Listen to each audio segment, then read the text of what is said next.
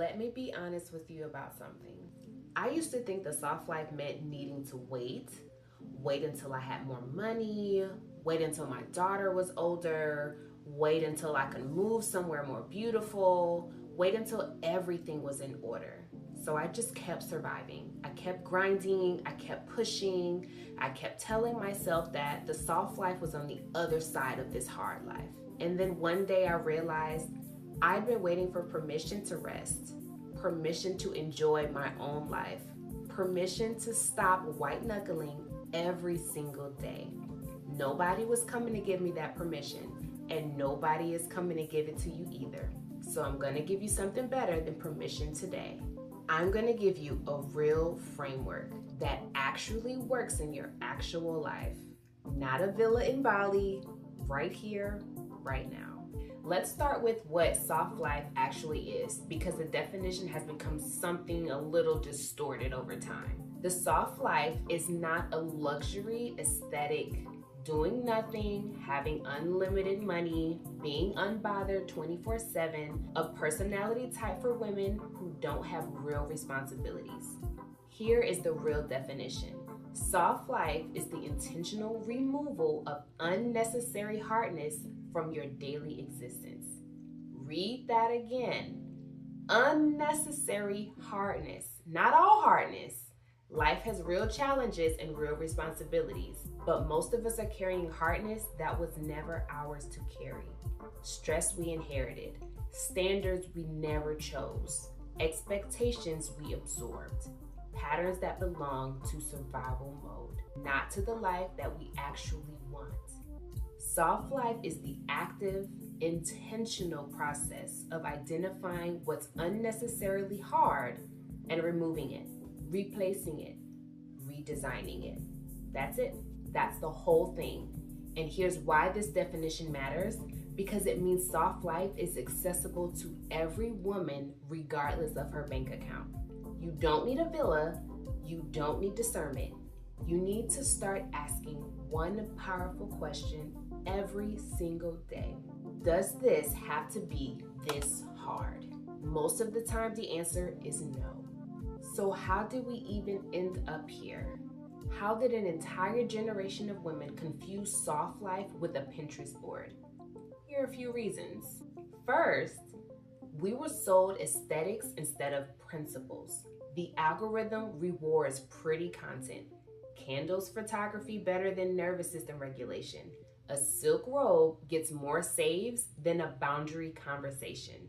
So we got flooded with the visual language of soft life without the actual substance underneath it. Second, hustle culture had a rebrand. Girl boss stopped being cute, so we replaced it with soft life, but kept all the same patterns underneath. We just added better lighting. Some of us are still grinding at the same pace, still overextending, still people pleasing. But now we have a diffuser running in the background and we call it balance. I said what I said. Third, we never learned what regulation actually feels like. Most of us grew up in households where busy meant safe, where rest was lazy, where slowing down meant something was wrong. So even when we try to access softness, it feels uncomfortable. It feels foreign, like we don't deserve it yet. And we scroll to the aesthetics instead of living the reality, because looking at it feels safer than trying to have it and failing.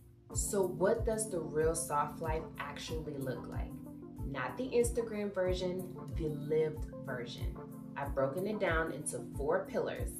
These are the 4 areas where unnecessary hardness lives and where intentional softness gets built.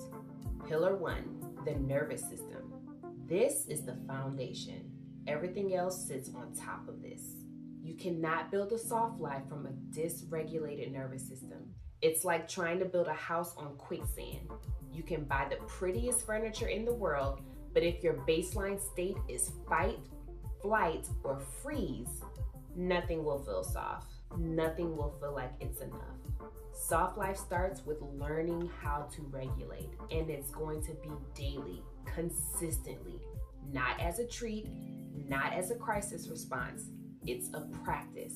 3 slow exhales before you check your phone. A walk without headphones. Eating without screens. These are not luxury habits. They're the foundation. Pillar 2, your boundaries. Soft life requires hard edges. I know that sounds contradictory, but the women who actually live softly are not the ones who say yes to everything. They are the ones who have gotten extremely clear on what they will and will not carry. Every yes to something that drains you is a no to your own softness. Every time you override your own needs to manage someone else's comfort, you're choosing hardness. Soft life asks you, what are you carrying that was never yours? And what would happen if you put it down? Pillar 3, your environment. Your environment is either regulating your nervous system or dysregulating it consistently. This doesn't mean your home needs to look like a spa. It means your immediate environment should feel like a place you want to be, a space that communicates to your body. You are safe here. You can rest here. One intentional corner, a shelf that feels like it's yours, soft lighting, something living like a plant or fresh flowers or just anything that grows. You're not decorating. You're signaling safety to your own nervous system. Pillar 4, your income. Soft life is not anti-money. Soft life requires money, specifically money that doesn't require your constant presence to exist. The hardest life is trading every hour for every dollar. No time sovereignty, no energy sovereignty, just the hamster wheel. Aligned income, which is income that works while you rest, while you heal, while you live. It's not a fantasy. It's a buildable reality, and it's one of the most powerful acts of self-care available to you. You don't have to figure it all out today, but you do have to start building toward it intentionally. I know what some of y'all are thinking right now. Oh, Janae, this sounds beautiful, but girl, my life is actually really hard right now, and I don't know where to start. I hear you. So here's your starting point. 3 moves, do these this week. Move number 1, audit your hardness. Take a piece of paper, write down everything that feels unnecessarily hard or difficult in your life right now. Not the challenges that are just part of life, but the ones that feel like they shouldn't be this complicated. Then ask yourself honestly, is this hard because it has to be or because I've never questioned it? Most things are negotiable. Most things can be simplified. Most things just haven't been examined. Move number 2, protect 1 hour, just one, every single day that belongs to only you. Not a productive you, not mother you, not employee you, not available you. Just you, regulated, resting, present in her own life. Guarded like it's a meeting with an important person, because it is. Move number 3, interrupt one pattern. Identify the one thing you do on autopilot that adds the most hardness to your life. The doom scrolling at midnight, the saying yes when you actually mean no, the skipping meals and running on cortisol. Just one. And this week, every time you catch yourself doing it, pause, breathe, choose differently, even once. One interrupted pattern is the beginning of a rewired life. Now, here's the thing about building a soft life. The hardest part isn't knowing what to do. You probably already know what you need. The hardest part is interrupting the patterns that keep pulling you back into survival mode before you even realize it's happening. That's exactly what I built the exit ramp for. It's a 6-page nervous system reset system designed for women who are ready to stop running on autopilot. When you feel that pull, the urge to scroll, to spin, to avoid, to override your own needs, the exit ramp gives you a 3-step system to interrupt it in under 10 minutes. Interrupt, contain, redirect. It's the first practical tool for building the soft life we just talked about. Not the aesthetics, the actual nervous system foundation. It's $27. The link is in the description and also pinned in the comments. If today's video resonated, that's your next step.